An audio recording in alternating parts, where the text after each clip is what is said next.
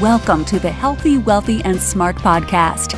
Each week, we interview the best and brightest in physical therapy, wellness, and entrepreneurship. We give you cutting-edge information you need to live your best life, healthy, wealthy, and smart. The information in this podcast is for entertainment purposes only and should not be used as personalized medical advice. And now, here's your host, Dr. Karen Litzy. Hey everybody, welcome back to the podcast. Today's episode is brought to you by Health IQ. They use science and data to secure lower rates on life insurance for health-conscious people like runners, cyclists, strength trainers, vegans, and more. 56% of Health IQ customers save between 4 and 33% on their life insurance. So to see if you qualify, get your free quote today at healthiq.com/HWS. Again, that's healthiq.com/HWS. So big thanks to Health IQ for coming on board and supporting the podcast. So on today's episode, I am joined by Nick Wolny, and we are talking about Facebook ads. These are the things that a lot of people in healthcare are not that good at because we don't go to school for it. So who is Nick? Nick Wolny helps small business owners and online entrepreneurs leverage Facebook advertising, Facebook Live, and content marketing to attract more clients and make more revenue. His passion for the health industry comes from a personal transformation, having lost 105 pounds and keeping it off for 14 years.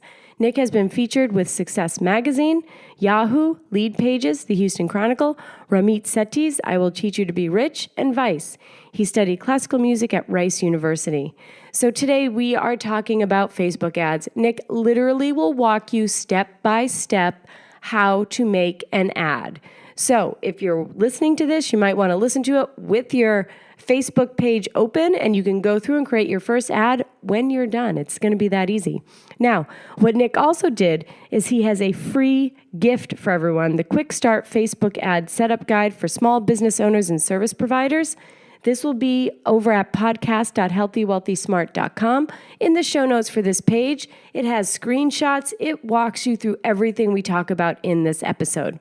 So a huge thanks to Nick Wolny for sharing all of his knowledge to everyone. And I will say, I did this. I created a couple ads by myself, and they were quite successful. So big thanks to Nick. And thank you to you for tuning in and listening to the podcast today. And please enjoy. Hey, Nick, welcome to the podcast. I'm so happy to have you on. Hey, thanks for having me. And may I say, I'm super excited to be talking to one of the UpDoc Media 40 PT influencers of 2017. Oh, that's me. That's right. Congratulations. Thank you. Celebrity, yes. Yeah, yeah. Well, it's quite an honor. So I'm very thankful and grateful for that. Now, before we get into our topic today, which is talking about paid traffic on Facebook and how we can use that to grow our businesses, I just want to let the listeners get a little bit more about you. So can you kind of fill in the blanks a little bit of why we should be listening to you telling us how to use Facebook to make more money?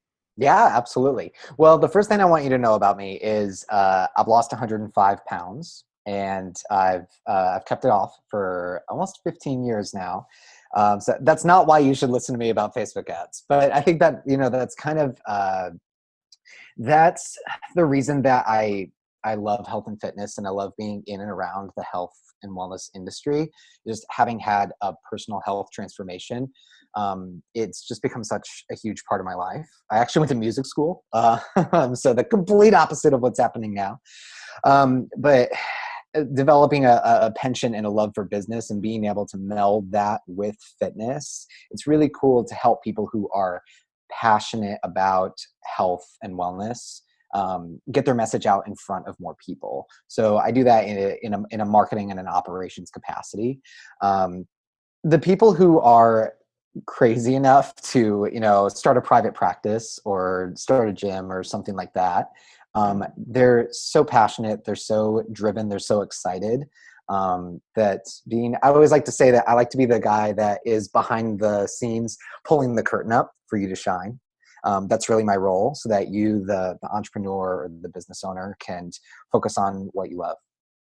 Yeah, and I think that's a great place to be, because I can say personally that I know I need a lot of help in that area. And I'm sure that a lot of the listeners, whether they're physical therapists or health and fitness entrepreneurs, like we didn't go to school for this stuff. As a Mm, physical therapist, we go to school. We don't learn business. We don't learn marketing. We don't learn certainly Facebook ads and how to get this paid traffic on Facebook to work for your advantage. So having people like you to be there is a big help and for some maybe a luxury, but I'm glad that you're here to kind of give some of this knowledge away to people listening. So let's talk about paid traffic. So first of all, why would someone want to use Facebook ads and paid traffic on Facebook? Well, we were talking on the phone a few weeks ago. It's your audience is too smart, too talented, and too passionate to be getting knocked on their butt by a social media platform. You know what I mean?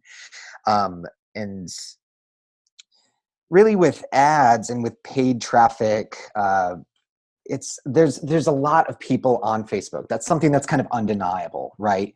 But what a lot of people experience is, if you're starting a business page or something like that, might be posting even somewhat regularly, and your posts are not getting in front of a whole lot of people, right? So there's a little bit of a disconnect there. It's like, man, like these people are following my page. These people, they want to hear from me, and I'm giving them information. And, why is my information not getting in front of the people that like the page, follow the page? And one is that Facebook is increasingly an advertising business, right? So it's a pay-to-play environment. But beyond that, there's also just so much information now in your newsfeed, right? Everyone's got so many friends now. Everyone's so popular, and everyone follows so many pages, and everyone is in so many groups, and so there is, compared to even a few years ago, you've just got more information coming at you, and Facebook has to filter that in some way that your newsfeed is actually intelligible, right? So creating opportunities for paid traffic as a business owner, it gives you a chance to get in front of those people that are already interested in what you're up to. We'll get into it a little more a little bit later, but you've got people that are, a lot of people think about advertisement as getting in front of people that have never heard of you before. And what's really cool about digital marketing is that you can get in front of people that have perhaps heard of you before. You can get in front of the people that follow you on a regular basis. You can get in front of your fanatics, right? There are all these different variations, and using technology and using tracking and all this different stuff, you're able to get in front of people that already want to hear from you and just engage them more and more and get them really excited about what you're up to. We were joking right before we started recording that it can feel like with Facebook ads, like Facebook is for friends and family, right? Like, let's be really clear. People have Facebook, to be in front of, or to be connecting with friends and family. And it can feel like you're out at dinner with a few people, maybe for like a birthday party or something, and you're all laughing, what's going on.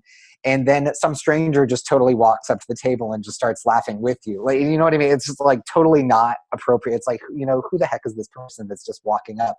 And sometimes when we're scrolling through or whatever, you can have sponsored posts come up, and it just, you know what I mean? It feels like totally like, it just feels unnatural, kind of throws it off, right? Because you're like, who is this person and why are they always in my Facebook feed? Yep. It's annoying. Yeah.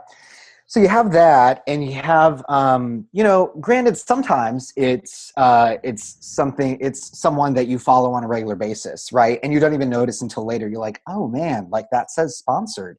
I didn't even realize that. That's an example of a really good use of Facebook advertising, right? And then you've got people who you've never heard of before that are just announcing to you all the pains that you have in your life, right? Like, oh, don't you wish you could resolve this, or you have another example is you have, like, let's say you were browsing for something on, you were shopping on a website, right? And that, like, we were just talking about, like shopping on Amazon or something, or I was talking about, I was looking for like a a stand for my Rode Podcaster. So I was on Amazon and on B&H. Now I guarantee you when I go onto Facebook, there's going to be ads that quickly for a Rode Podcaster stand. I just know Yeah. it, or something from B&H. Yeah, exactly. And yeah, so that's totally, you're like, gosh, stop following me, stop following me. So we'll get into that in a little bit, how you can do that in a not totally stalkerish way.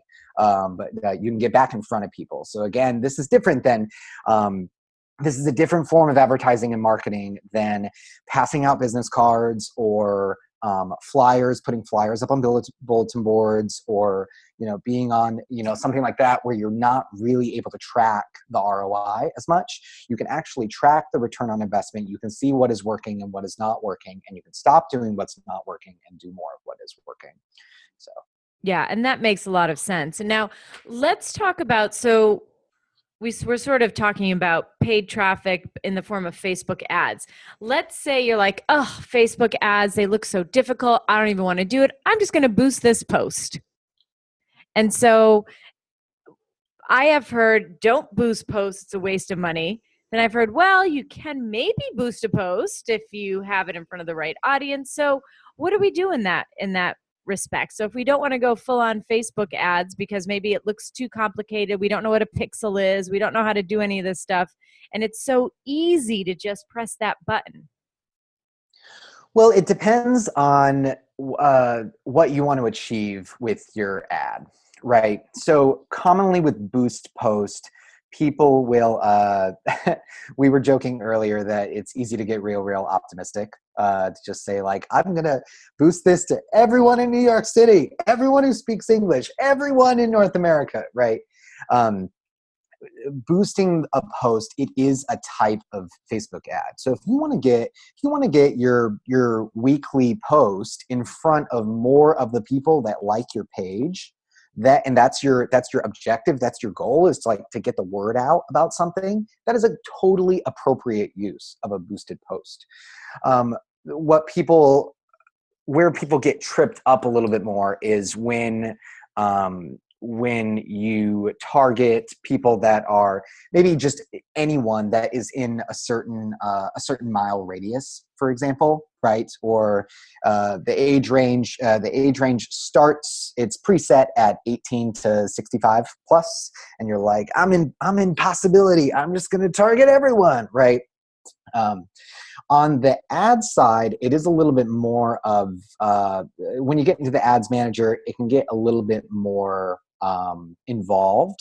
But the really big advantage to it is that you can begin to target people based on their behavior rather than just necessarily their interest or people that like your page. You can get in front of people that haven't heard of you before but have been behaving in a way that they would probably really be into the Healthy, Wealthy, and Smart podcast, or Women in PT Summit, all that good stuff that we're going to talk about shortly. And then you can also track that and see which of these posts did really well and which of these posts didn't fly so much, and adjust as you go. The other really nice thing is that when you're using the ads manager, you can create specific audiences. For example, you can create an audience that consists of your email subscribers. And then later on, when you go to boost a post, that audience is already saved. So boost post is kind of getting something running quickly, right? On the back end, you want to take the time to build that audience, upload your subscriber list. That's a really good first step to take, I think. And then when you go to boost post, you can just get in front of those same people, and you don't have to go back into the ads manager and get into all that nitty gritty spreadsheety stuff. Got it. Okay, so let's take a moment and talk about this. So, uploading your subscriber list.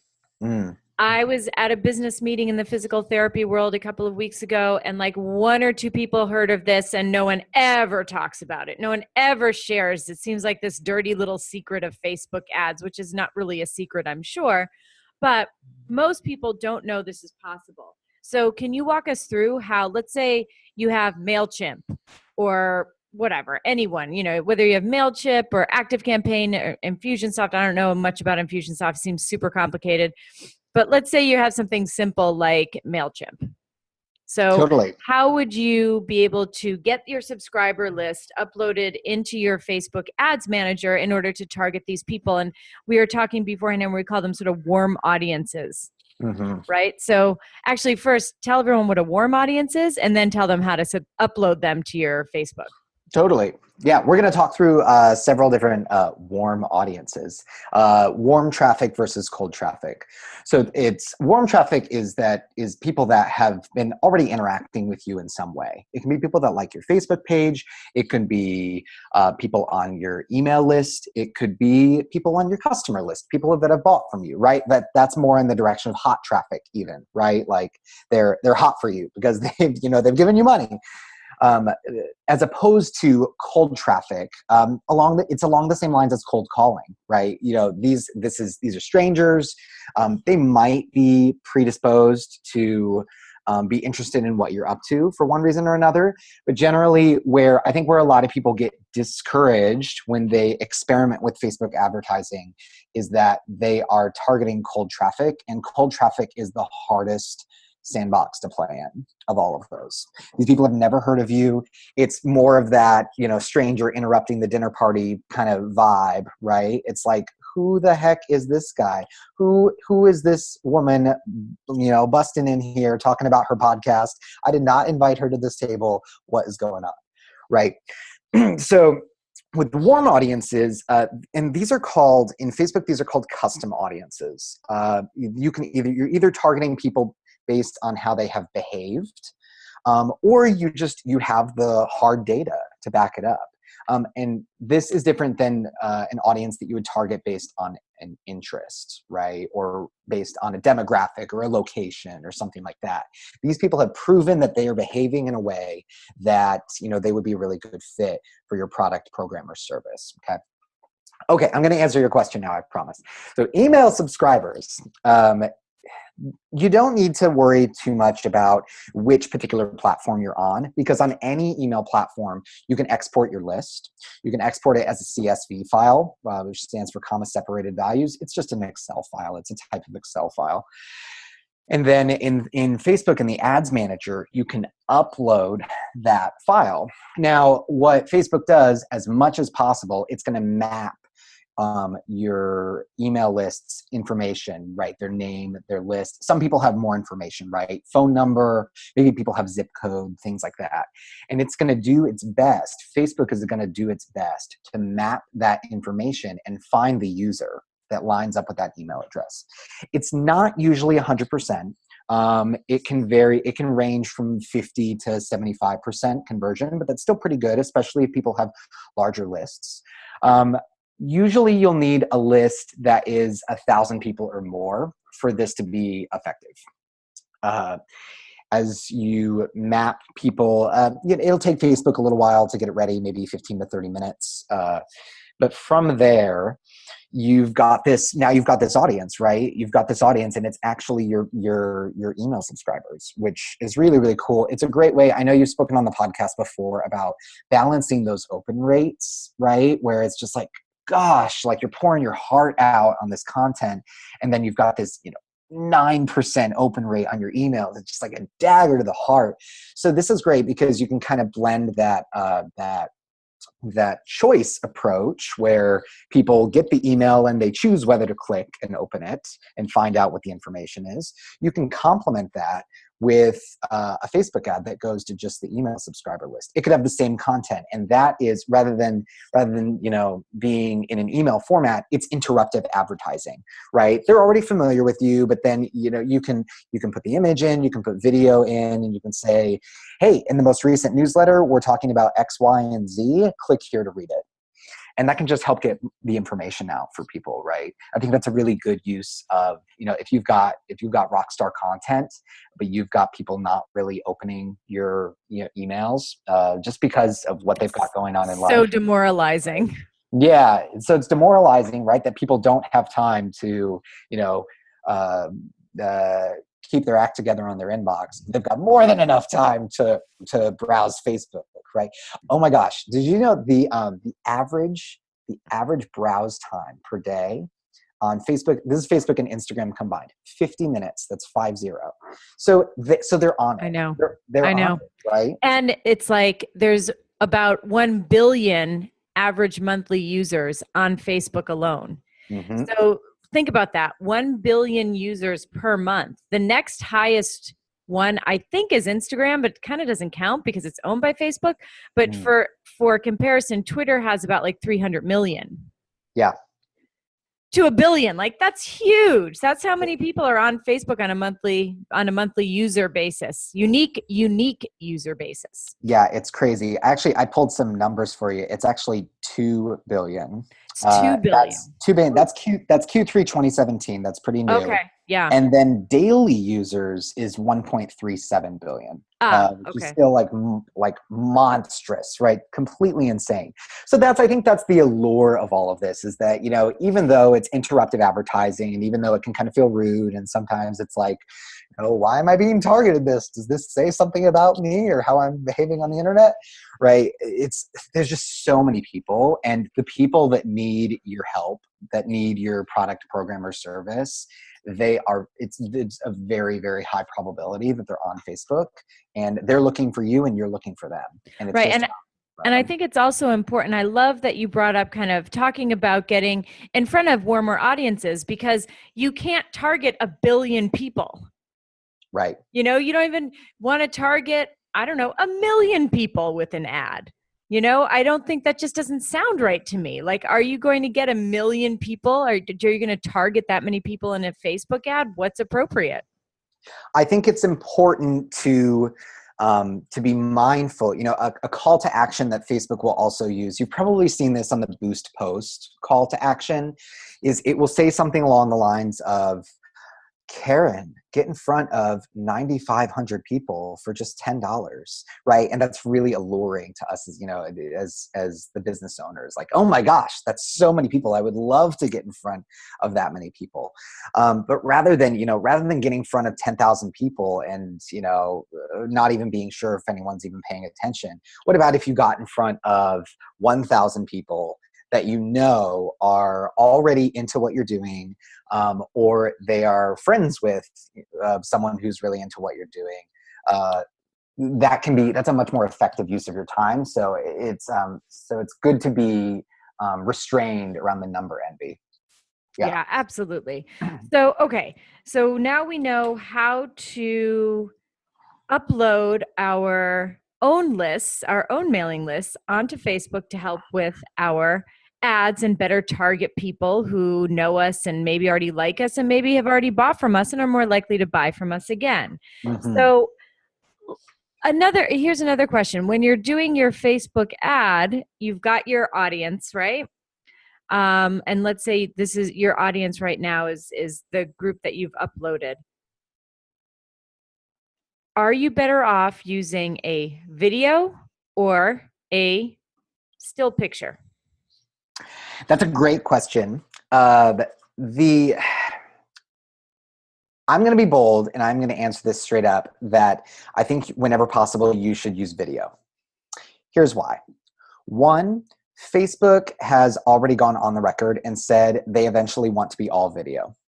So if you're getting tired of scrolling through your news feed and seeing video after video after video, then do something to transform that, how you feel about that, because it's about to be all video, right? Or it's on its way to becoming all video, and videos get more brownie points for the Facebook algorithm. If you do a video, it is more likely to get in front of people, it will get in front of a larger percentage of the people that you're trying to get in front of, as opposed to an image, or as opposed to just a straight up status, for example, right? That has no creative on it at all. The other nice thing about video, this was a great segue into another custom audience. Oh, I was just going to ask this question. You beat me to it. Go ahead. I know what you're going to say. Yes, we're on the same wavelength. Yeah, is that underneath a video on Facebook, it'll show the number of views. Those are called video views. That was obvious. What's less obvious is that when you can actually retarget people that have watched a video that you have put up. This is huge. This is really, really valuable. So if all those times that you've watched a montage of cute puppies and you've watched it for 3 seconds or more, then you have actually been captured in that video. You're one of that video's video views. It's possible to have people who watched a certain video or any of your business page's videos become an audience that you can target for future Facebook advertising. So an example of this could be, for example, I'm just humble bragging on you this whole podcast. So you've got the Women in PT Summit, amazing summit that people still have access to a virtual option for, right? So a really great approach could be to just post some video snippets from some of the presentations and things like that, and then you can look at how many people are watching. Let's say they're watching 25% of the video. Let's say it's a 10-minute snippet, right? Well, you'd want to know if people were really interested in that. Let's say 50%. Let's say that it actually stops people dead in their tracks and they watch 5 minutes of this video. Then you could retarget people that watched half of that video, with a little bit more information about, the summit's virtual option. And, because clearly that person already behaved, they already demonstrated that they will sit and watch videos of a presentation, right? So that is, so that's going to be a great audience to get back. Now, how do you do that retargeting? You just run it as another Facebook ad, but you change the audience. And under the custom audiences section, you can click on, okay, these are the videos. If people have watched these videos, that's who I want to target. And then how much of the video they watched. So it starts as low as 3 seconds. That's just to kind of get them captured in that net.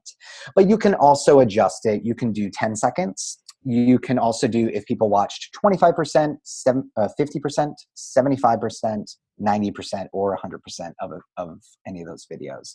So that's nice. Obviously, the more of the video they watched, the more engaged they were, but the smaller the audience, right? Yeah, that makes sense. So when you're in the ads manager and you're creating this new ad under custom audience, it will have like a drop down and it'll say video, like watch this video, or like where is that located? So in the ads manager, and there's going to be, people will be able to get a guide at the end of this. So I just wanted to say that since there's a lot of visualization happening right now. You're going to get a PDF at the end of this if you would like the visual, like with all the arrows and all that good stuff. In the ads manager, there are like a Facebook ad has 3 chunks to it. So this is anatomy of a Facebook ad. Perfect. Yes. So there's the objective, like what's the marketing objective? Are you trying to get page likes? Are you trying to get video views? Are you trying to get traffic? And that kind of determines the shape of the ad. Like you'll notice that some ads have buttons on them and then maybe other ads don't. That's determined by the objective. Then you have what's called the ad set. The ad set is where all the magic happens, in my opinion. It's where we're determining the audience. So in this, what we're talking about right now, custom audiences, you would set your audience here. You would also set in the ad set, you set your budget and you set your placements. So you can determine like, oh, I only want this to be on Instagram. For those who want to run Instagram ads are run through the Facebook ad manager since Facebook owns Instagram. You can also run like, okay, I want to run only on the right column when people are on the desktop. So you can specify location. And then you have the ad itself. And the ad itself is your photo or your video and your copy. So that some people think that it's only the photo, video, and the copy that's happening, but it's actually a small piece of the puzzle of Facebook ad success. Most of it is happening in the ad set, and the ad set is what gets jumped over when people are boosting a post. To kind of go back to that point, right? They're just like, whatever, I'm going to target everybody. So ad set is where you get really strategic, and that's where you'll find the custom audiences. Got it. Okay. So we've talked about these warm audience, one being your email subscribers, two being retargeted people who maybe watch a video. How about lookalike audiences or lookalike lists? Can you define that and what is the purpose? Yeah. So the audiences that we've talked about so far are people that, especially with subscribers, they are really warm, right? They've already opted in. They are already following what you're doing. It's not going to be a surprise when you're in their news feed with some sort of sponsored post. Facebook has a technology where you can create a lookalike audience. So you can take a custom audience that you have created and you can say to Facebook, hey, take the people in this audience, take the data points that you have of this audience and create for me an audience that behaves or has the data points most similar to this audience, right? What are those data points? Well, we know Facebook has all kinds of data points about us, what we clicked on, what we watched. I think another great way to explain it is, I don't know, Karen, if you've ever been on a website where you'll go to log in, right? You'll have enter your username and password, and then it says, or log in with Facebook. Mm-hmm. And in that moment, for me personally, I know it's just too big of an ask. It's like this tremendous thing to have to put in my username. So I just click. I know. I do the same thing. I'm like, oh, screw it. Sign me in with Facebook. Right? You're in decision fatigue. It's just like, whatever. That's fewer buttons to press. So you log in with Facebook. So Facebook is collecting that whatever that website was and the way you're behaving and all of that. It's kind of collecting that. Also, just adding to a repository of data points, like nothing necessarily malicious, but just adding to you've got thousands and thousands of data points on your Facebook profile. I think a lot of people don't realize that. So a really good use of lookalike audience, let's create an action step from this. If you've uploaded your email subscriber list, so this example would be, okay, we want to get more podcast subscribers for Healthy, Wealthy, and Smart, right? Upload your subscriber list and then create a lookalike audience. You can do 1% all the way up to 10%. And it's going to give you all of the people it's going to give you the 1% or whatever percent you decide of people in the country that have the data points most like your subscriber list's data points. And that's really valuable, especially when you've got something like that where it's like, you can't really target, you know what I mean? Like the HWS community, they don't necessarily like CrossFit or like Lululemon or, live near Miami, right? It's this whole community of people. So with the lookalike list, you are getting in front of, or the lookalike audience, you're getting in front of people that it's a cold audience technically, right? Because they may not have seen you before. They probably haven't seen you before, but their data points are very, very similar to the people that are already on your list, know you and love you.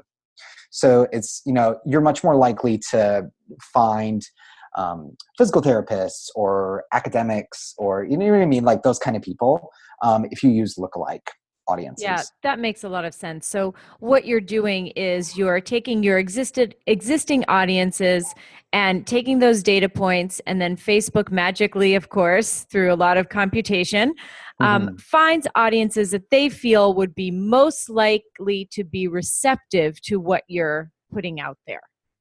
Right. Right? Okay. Yep. So how you would usually do it, you could do this in a number of ways.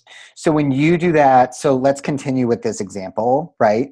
When you do even the 1% lookalike, which is the smallest lookalike audience, it's going to be 1% lookalike in the United States. So that's going to be an audience of about 2.5 million people. For some, that's like, holy crap, that's a lot of people, right? And so you might want to pull that down a little bit more. Or let's take, for example, let's say someone listening to this is a local business. They clearly do not need that. So then my recommendation is that on top of that lookalike list, then you can put in some geographical boundaries. Or let's say, you work specifically with women, you work specifically with, you're something more gerontological, then you're going to work with people that are 50 and up. Then you can add those boundaries there to get a little bit more specific. When you do lookalike, it's just going to give you that 1% of the whole country audience. So it's a lot of people. Yeah, you can whittle it down more from there. Yeah. Boy, that is a lot of people. And on that note, we're going to take a quick 30-second break to hear from our sponsor, Health IQ. Health IQ uses science and data to secure lower rates on life insurance for health-conscious people like runners, cyclists, strength trainers, and more. Like saving money on your car insurance for being a good driver, Health IQ saves you money on your life insurance for living a health-conscious lifestyle. These savings are exclusive to Health IQ, and you must qualify to get the special rate. To see if you qualify, get your free quote today at healthiq.com/HWS. So let's say, here's another interesting audience tip. How do you get back in front of people who visited your page or have read your content? So not necessarily watched a video, but let's say I put out today, we're talking about Facebook ads on the podcast, and it is just a picture and some copy. And it got in front of people. Maybe they liked it. Maybe they commented on it. So how can I get back to those people? Yeah, this is the stalker one, right? So where people don't realize that web pages can have tracking data on them. It's how Google Analytics works. This is a magical little thing called the Facebook Pixel, and it is a little slice of code that is that you can get out of the Facebook Ads Manager, and you can put it on any page of your website, or you can put it on your whole website. You can also, this becomes really, really popular when people get into landing pages, and they get into, it gets very popular in e-commerce. This is, when people abandon their shopping cart, right? You can put the Facebook pixel on the checkout page, and then you can put the Facebook pixel on the thank you page. And then you will be able to, you can not only see, you can not only create an audience of people that visited a page, you can also create an audience of people who visited one page but not another. So very, very common in e-commerce. You can retarget people who got to the shopping cart page but did not get to the thank you page, which implies that they did not complete the transaction, right? Got it. So let's say you're putting together an online summit or an in-person summit. Let's say the health or the Women in PT Summit. And I can put a pixel onto that checkout page and onto the thank you page, and I can see, boy, this person put it in, but they never bought. So then when I do a Facebook ad, I then take that pixel and it targets that specific page, or? So the good news is when you have the pixel on the page, you don't need to mess with the pixel code anymore. Got it. It's so good. And it's really, and it's set up because computer code is scary, right? It's terrifying. Is that you can just press a button and it will copy the pixel code. And then you either put that on your web page, or there's even a button in the Facebook Ads Manager that says, email this code to your web developer. Because it's who knows where to, who knows where to put that? Technically, yeah, who knows where to put that pixel? Yeah. I've done that before. I'm like, who knows how to put this pixel? What is happening here? I had to have my virtual assistant help me with it, because I was like, I'm afraid I'm going to put it somewhere and then it's going to screw up the entire website somehow. Yeah. Facebook's gotten really good, especially in the last year, with explaining very clearly, not very queerly, where to put the pixel. And then there's also a quick Google search. If you've got something like WordPress, or maybe you use a landing page provider like Leadpages or ClickFunnels, the tutorials are abundant on how to put the pixel on. And if you're someone that works with a web developer, the web developer is going to be really clear about where to put it into that head tracking code. So yeah. Okay. So once that pixel is on the website, you don't have to, and you go in to do a Facebook ad, it's going to target that person. Correct. But now let's say I'm doing a Facebook ad, not about the Women in PT Summit, but about the podcast. So it's not going to track that person. Does it, that maybe I was tracking on my checkout of the Women in PT Summit? Does that make sense? So if I have the pixel on on that checkout page and on the thank you page, Mm-hmm. do I have to do an ad about the Women in PT Summit in order for that pixel to be tracked on Facebook? No. Okay. So, but you understand what I'm saying, right? Yes. Okay. Mm-hmm. Yeah. So once you have, again, when you do the custom audience, it will just ask what is the URL of the page that has the pixel on it. And you just type in the URL. And then that audience will be created. The audience is separate from the ads. So you could boost posts, you could, talk about something completely, totally different, unrelated. You probably wouldn't want to do that, but that is possible. It just becomes an audience. And what's different about this is the audience is getting updated constantly, right? As more people visit the page. Something else good to know is, and this lends itself to like the stalker equality, is that this audience is usually smaller, right? In terms of web traffic, like you're probably not going to have a truckload of people that are on the checkout page. Sure. So for Facebook to burn down your budget, Facebook will always use 100% of the budget that you assign to it, right? Like if you do $5 a day, or if you do, whatever, whether you get one button click or whether you get 1,000 button clicks, the price is $5 a day. And that's different than Google AdWords. Sometimes people, it's cost per click, not pay per click.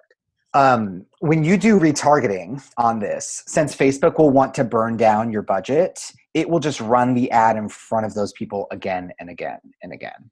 Got it. So that's kind of good to know. Some people take the strategy that is, kind of on the pushy side, but they will just keep the ad running until people either buy or say, click and say, make this ad go away, please. I don't want to see that. I've seen this thing 30 times. I don't want to see it anymore.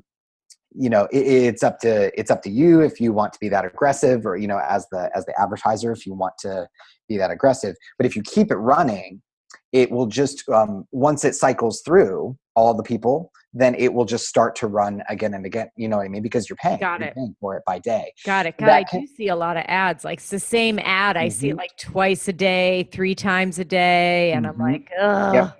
So you're seeing that because however the budget is, right? They're paying, and you're in some sort of captured audience that is either small or their budget is very big.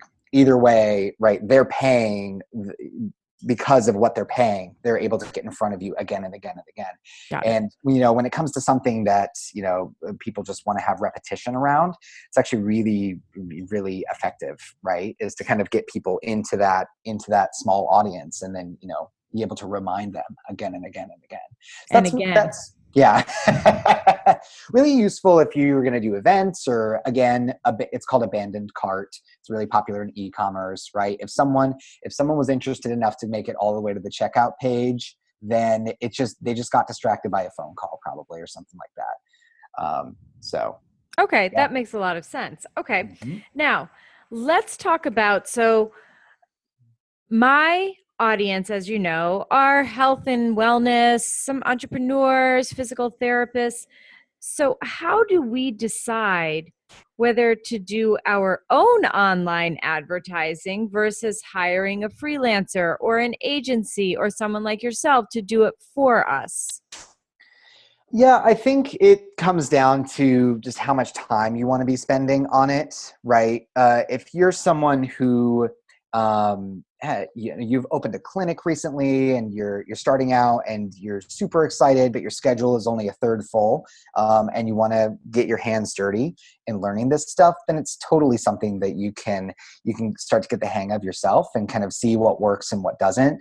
I also think the advantage of just being aware of it is that everyone's business is unique. Everyone's business is different. And you will begin to learn the quirks and idiosyncrasies of your advertising audiences over time. If you're someone that has a brick and mortar that has, maybe multiple locations, or your time really needs to be spent in the clinic room, or, on other areas of your business, then it's becoming increasingly popular to have a freelancer or a contractor run this advertising machine for you, and then just kind of give the reporting to you.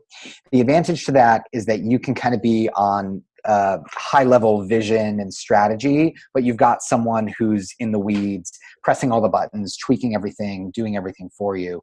The other nice advantage to that is ads can suddenly increase in price or decrease in price, just kind of based on what's going on. So the advantage to having someone else in the picture is that they'll be able to watch, what's happening day to day and week to week, and say like, hey, this ad was getting a great price and was getting great results 2 weeks ago, and that we've kind of burned down through some of this audience, and now, right now it's not really the deal that it was, and I'm going to recommend we pause that, or we look at a different audience, or things like that. So it just kind of goes down to how much you want to get your hands dirty. And I also think it comes down to how much advertising you anticipate doing, right? Like if you've got your hands in 5 or 6 or 7 different things that could all use more traffic and more interest, then having one person who can wrap their head around all those brands for you and be running them could be really, really helpful. Right. If you started your website last week and you've got 12 people on your email list, then, if it's something you're interested in, then maybe you take the DIY route for a while. Right. I think it just comes back to time and availability. Yeah. Okay, I think that's fair. And now we've got a couple more minutes here, but I do want to touch on using Facebook Live and how Facebook Live can help drive that traffic and using Facebook Live, I guess, as a paid advertisement or as paid traffic. So How does that work? Or did I just make that up and it's not? You can run a Facebook Live as an advertisement. Yes. Okay. Yes. So you have probably noticed sometimes when people go live on Facebook Live, you receive like a push notification, or sometimes, rather than someone commenting on your status or whatever, like it's an announcement just that someone's going live. Facebook gives the highest priority to Facebook Live. So we talked earlier about, photos being more popular than just, plain statuses, videos being more popular than photos. Live video is it's going to give you the most engagement, specifically while you are live. While you are live, you're getting all this extra, again, it's brownie points. You're getting, all of this stuff. You're getting in front of a lot of people. Then when the post is complete, you can take that post and you can, again, boost it or run it as a Facebook ad, and you're just pointing to that post. An important consideration if someone's doing that is to make sure, this applies to video in general, is that there isn't like background music, or, someone's got Pandora playing in the lobby. That's kind of an unfortunate reason to have your ad not run for copyright infringement. That's speaking from experience. That's not fun. No, that's a whoopsie. Yep. But it because it's live, the other nice thing is, whatever ad format you decide to do, it'll say, Dr. Karen Litzy was live, and that just feels like a post. I really think that the ads that do best are the ads that feel like regular posts. When people are starting to do all these extra fancy buttons or these carousels and things like that, carousels are nice, but people can see pretty much at a glance. In a split second, they know, oh, that's an advertisement, right? And they'll often scroll right past. So Facebook Live is a really great way to get in front of people for that reason. And yeah, I think that if it's something that if you're interested in getting more traffic or just kind of, learning the lay of the land, Facebook is only going to give it more priority as time goes on. Right. And you had a good example of how you used Facebook Live to kind of take an online launch offline, which is a lot of what my audience does, right? So if you're a PT or you're a health or fitness or yoga Pilates, we're not too many of us are doing that online. A lot of us are working with real people in front of us. Mm-hmm. And could you just kind of give the audience a little glimpse into that case study or whatever you want to call it, as to what you did to make some sales and how that worked. Yeah, totally. The case study that you're referring to, so in a nutshell, we spent, with a client of mine, we spent $330 in Facebook ads. This was a yoga studio that has 4 locations. And from that, we generated $58,100 in sales, which is a great return. It's like very sexy, like marketing consultant return, like 5,000% return or whatever that is, right? So what essentially happened is we used the live video as the fulcrum for what was essentially a flash sale or a promotion, right? We did some email marketing on the front end telling people, hey, we're going to have this live yoga class and you should really show up live. While we're live, we're going to have a coupon code in the status and we'll have a link and you can click through and you can get the pass was to have a 5-month unlimited package for $350. So about $70 a month. And people, by talking about it beforehand in the studio, in the brick and mortar, there was already buzz. People were, my client told me someone took the day off work because they were like so excited, right? So there was all this buzz building. People were knocking down the door. They were replying back, hey, I might be in a work meeting. Can I buy this pass now? I really want this pass. Can I buy it? Can you like let me in the back door? What a great problem to have if you're doing a promotion, right? So building all this buzz. The business also connected with, the people that are just fanatic about the yoga studio and asked, hey, if you're available, we'd love to have you at the class. But even if you're not available, could you comment on the video or would you consider sharing the video? Maybe you know someone who might also be interested in the pass. So that what happened there is there was a lot of engagement that was happening, right, on the video. Then after the live video was done, an email went out to the list saying, hey, here's the live video. It was just completed. Like, grab the pass here while supplies last. And then we also ran it as a Facebook ad. And since the post already had all of this engagement and all of this excitement on it, like we had tremendous results in terms of how many people we got in front of. Right? Facebook ads will always give you a range of how many people you're going to get in front of.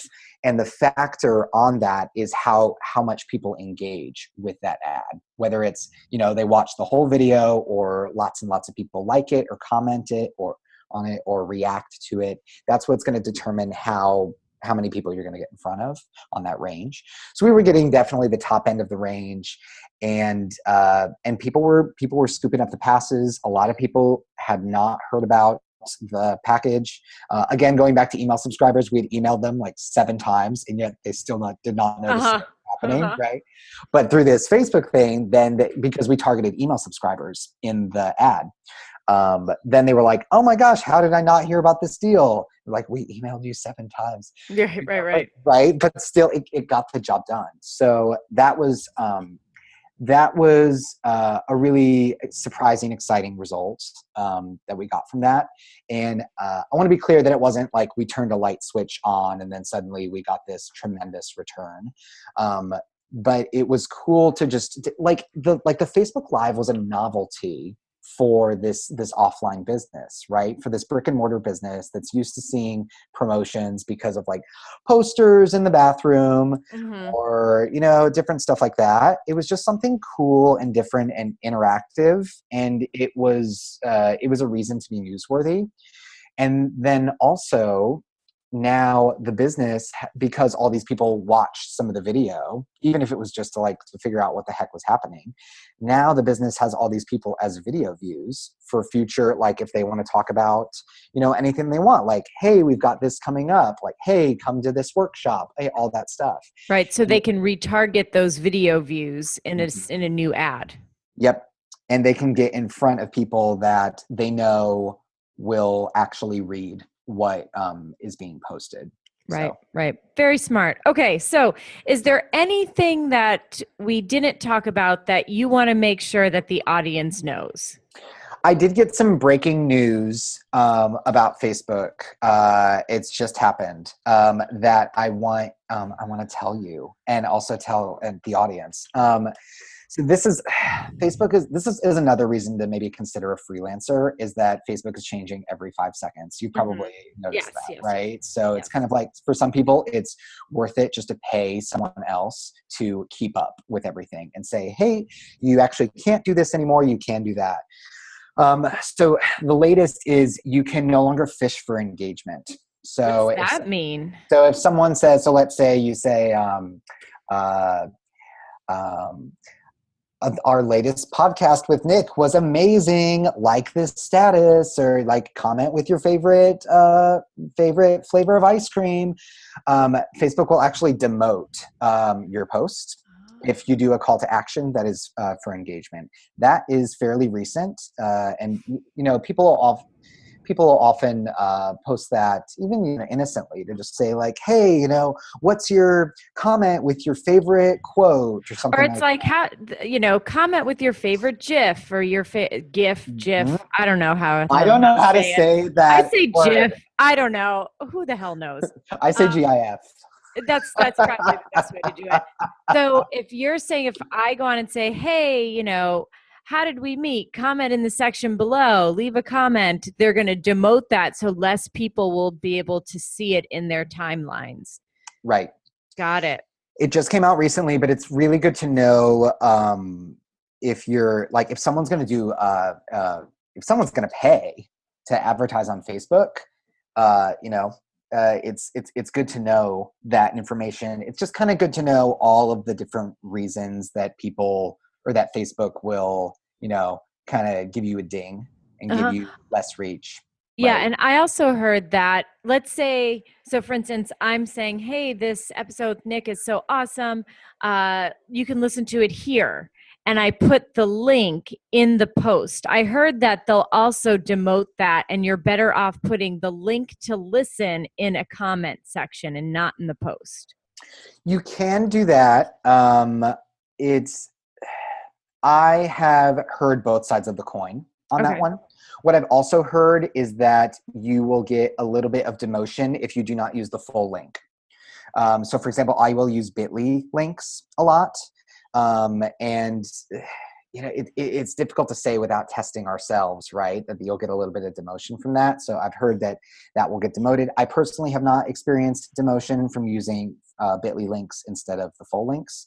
But that's certainly a way to say link in the comments. That's a way to just keep your copy nice and clean, right? In terms of that specific post. Yeah. Another one is the 20% text rule. I think that's a core one that a lot of people should know about. If you do any kind of ad, whether it's an image or it's the screenshot of the video, that needs to have less than 20% text on it. Otherwise, you will start to get dinged and get less reach. And there's it's in the PDF that people can take away from this, but there's a great little page that you can click on where you can upload any screenshot or any image, and it's just going to tell you how much text is on it, right? Or what Facebook sees. Yeah, very cool. Mm. Okay. Anything else? We're done with breaking. That's all the breaking news. Yes, I'm sorry. Okay. That was. I'd be terrible as a newscaster because that No, was no, like no. That 7 was minutes of great. I was breaking like, did news. this happen right now while we were talking? That's amazing. Okay, so one more question. It's a question that I ask everyone, and that is, given where you are in your life and in your career, what advice would you give to yourself as a new grad from college? The advice I would give myself is to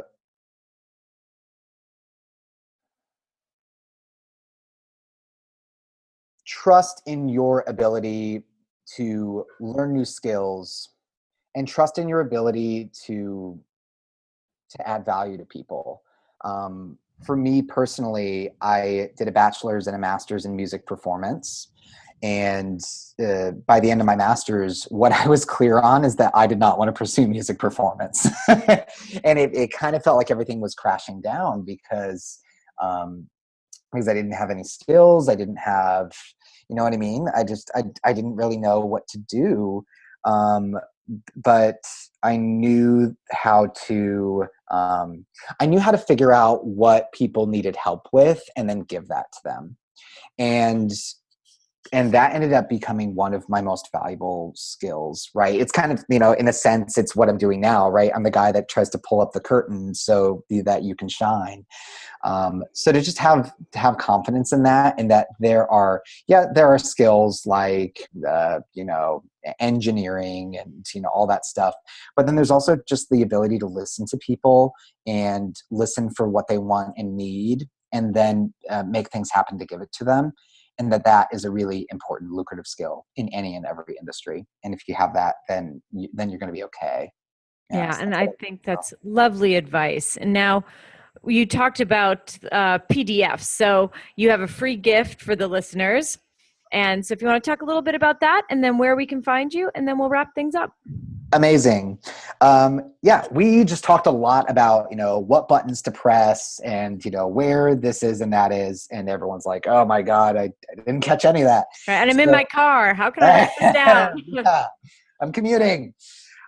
So I created a guide. It's called the Quick Start Facebook Ad Setup Guide for service providers and business owners. And it is a PDF download where you're going to get some nice little screenshot walkthroughs on how to set up all of the custom audiences that we talked about today, as well as just like a total introduction. If you've never even touched the Facebook Ads Manager with a 10-foot pole, this guide is for you. And you can scoop that up at nickwolny.com/Karen. That's nickwolny.com/Karen. And for more information, you can just find me on that website, nickwolny.com. That's my name. Awesome. And just so everyone knows, we will have the links to this in the show notes under this episode at podcast.healthywealthysmart.com. So one click will take you right to all this wonderful information that I am sure about 95% of you, if not more, really, really would love to know. So Nick, I want to thank you so much. I took like 5 pages of notes today. So thank you so much for coming on and sharing all of this great info. Oh, amazing. Thanks for having me. Anytime. And everyone, thanks so much for listening. I really hope you got as much out of this episode as I did. Have a great couple of days and stay healthy, wealthy, and smart. So a huge thanks to Nick Wolny for giving us a great education on Facebook ads. And of course, a big thank you to our sponsor for today's episode, Health IQ. So again, Health IQ uses science and data to lower rates on life insurance for health-conscious people. They can save you between 4 and 33% on your life insurance. And 70% of their exclusive rate clients get approved at the top rate class. So if you want to see if you qualify, get your free quote today at healthiq.com/HWS. So a huge thanks to Health IQ for sponsoring the podcast. I really appreciate it. And again, thank you all for listening. Thank you for listening, and please subscribe to the podcast at podcast.healthywealthysmart.com. And don't forget to follow us on social media.